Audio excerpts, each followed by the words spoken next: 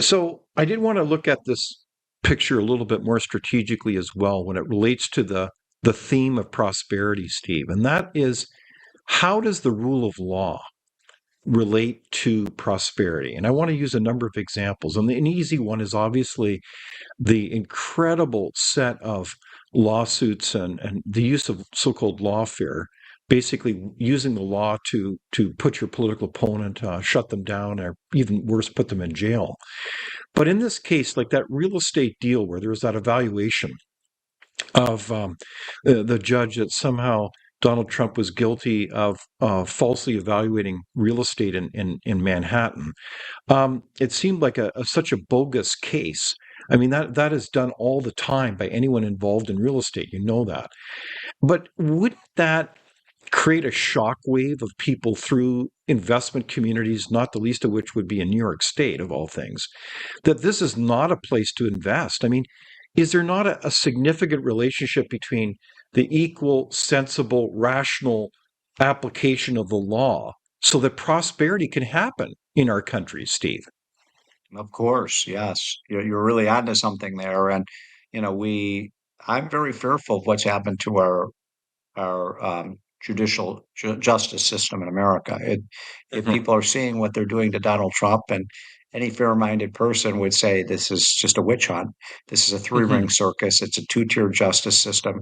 These are the same people who wanted to impeach Trump 1 year after he was elected with this phony, Russia collusion story, and they spent a Yeah, year and it's a half trying to bizarre. get rid of him. Yeah. These look, the left in America will do anything to try to destroy Donald Trump. And so these lawsuits. I mean, the good news is the more they go after Trump, the more popular he becomes because most Mhm. Americans are fair minded. They see that these are just scam lawsuits. It's amazing because, I'm working on the campaign. We're trying to get Trump to go around the country and campaign. Well, he can't because they've got him locked Mhm. in New York, for this crazy Bizarre. lunatic Yeah. lawsuit that, anywhere else. See, the problem is Trump can't get a fair trial in New York. He's probably going to get convicted because this is a place where 90% of the voters are against Trump. So how is he going to get, Mhm. a fair trial? Same thing with Washington D.C. So I really worry about it. I think that the justice system is really contaminated right now, and you're Mhm. right that this really, if you don't have as you said, a rule of law, and you don't know what the rules are, then that makes it very it makes it not a great place to invest in. So Mhm. it is a big economic and civil liberties issue. And the Mhm. left, the one change that I've seen in my 35 years or so in this business is when I got started. I'm more of a conservative on the right, but we had a left that believed in civil liberties. The left in Exactly. America Yes. does not believe in civil liberties. They believe in government controlling people's lives. And so, for example, Okay. the so-called American Civil Liberties Union doesn't even exist anymore. They're all about racism and DEI. Mhm. So that's scary to me that the left seems to think today that not just in terms of government control of the economy, but the government control of your life. Mhm. They're not concerned about that. And I'm a libertarian. I want the government to, obviously enforce the laws, but I don't want the government telling Americans what they can and can't do. That's just my own, and we more and more the government, we have Biden Mhm. saying he's going to tell you what kind of car you can buy. He's going to tell you whether you can have a gas stove in your house. He's going to tell Mhm. you, how you live your life. And I Mhm. think hopefully there's a revolt against that. They want to ban everything here. I don't know if you have in Canada that, but I mean everything we use they want to ban. Oh, of course, we can't even get plastic straws. I mean, it's I mean, absurd. They don't exactly. even work, these little cardboard things. They all disintegrate. So it Yes. truly is crazy. So, you have this strange mixture of a kind of a corruption within in the political scene where things are used to just kind of bludgeon your opponent and lambaste them and attack them personally. But what I also observe is almost like an infection of an ideology. You've alluded to it, like diversity, equity, and inclusion. That's almost like a mantra, a religion among a number of political leaders.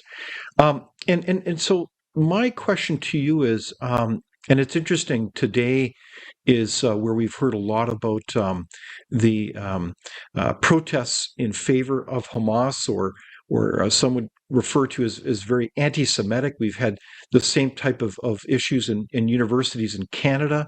I mean, it's horrifying, these images post October 7 and the attacks on Israel. But in this context, is there increasingly a recognition that it's almost like a Maoist cultural revolution that's happening in different institutions? And is that seen as a threat to prosperity? Are we missing the plot when we can't have healthy debate and discussion with people across the political spectrum because we're dealing with an alien ideology that sees everything through this kind of Marxist lens? It's hard to believe we're here today, but are you seeing the same trends in your country? Well, I'll answer that question in a kind of roundabout way because I give a lot of talks around the country. I'm working on the campaign and, talk to, Mhm. conservative groups and business groups and, all sorts of organizations. And, I always say that, if you wanted to destroy a country like the United States, well, what are the kinds of things you would do if you were Dr. Hmm. Evil and you wanted to destroy Yes, America? Well, exactly. first of all, you would lose control of the border, right? You'd let anybody come in. The second thing you'd Mhm. do is you would devalue the value of the currency. Oh, yeah, Biden's done that. The third thing you would do is destroy its energy sources. Well, we're doing that. The fourth Yeah, thing you would right. do is let crime run rampant and not put criminals in jail. Oh, yeah, we're doing that. The next thing you would do is run up your national debt so that you can't pay your bills. Oh, yeah, we're doing that. So we're doing all the wrong things. And, I'm always asked by audiences, is this some kind of, is this some kind of intentional scheme by the left. I don't know. Yes. Is their strategy to burn down the village so they can rebuild it? And I always say, look, I don't know what their intentions are. I don't like to get into people's Mhm. motivations. But Yeah. if you did want to destroy the United States, you'd do all the things that Joe Biden is doing. And same thing in Canada. If you wanted to destroy Canada, you'd pretty much use the playbook that you're using now.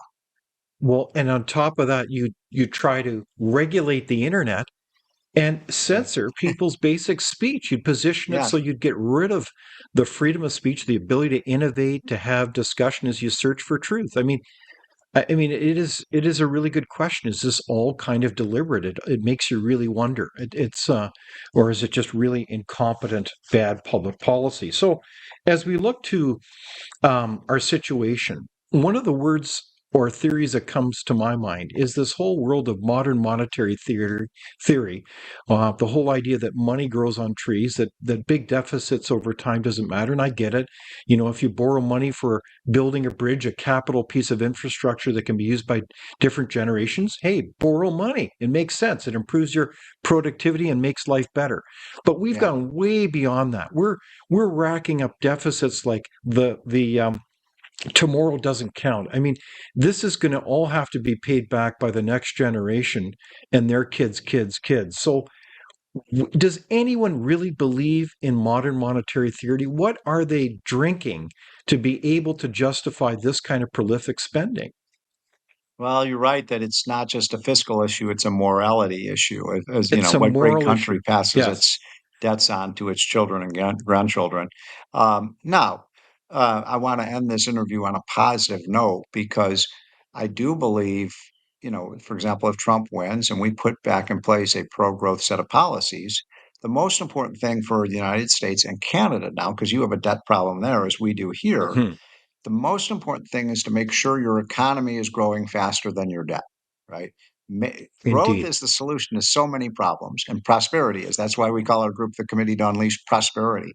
So, if you have a change of leadership in Canada and we have a change of leadership in the United States, and we get Mhm. back on the kind of Reagan Trump, uh, you know, um, policy track towards prosperity, and we can grow our Mhm. economy at 3 or 4%, and we can do that, then some of these problems start to go away. Albert Einstein said that the most powerful force in the universe is compound interest. So if put in your, budget models 3 to 4% growth, guess what? You start to see, the private sector outgrow the government. And that's what we need to Mhm.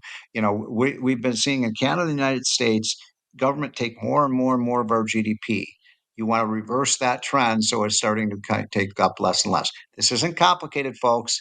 All you have to do, grow your private sector, put a leash on your public sector, start to pay your bills, have a pro-growth tax policy with low tax rates and a broad tax base, have a system where your regulations are not destroying your industry, produce all the energy you can because it's a freebie. It's like manna from heaven. And if we do that in the United States and we do that in Canada, we're going to see North America. I love this idea of Canada, the United States, and Mexico being the center of the global economy. And we are, and we want to continue to be. I love the Canada, US, Mexico free trade zone because we're the center of civilization right now. And we can't, and if, as Reagan would say, if we don't get it right, nobody else in the world will. It's been a great, great pleasure to be with you. And I so appreciate the opportunity to come on your show. Well, thank you, Steve. I like your formula. I like your vision, and keep up the great work. Thank you so much for joining us. You too. Thank you.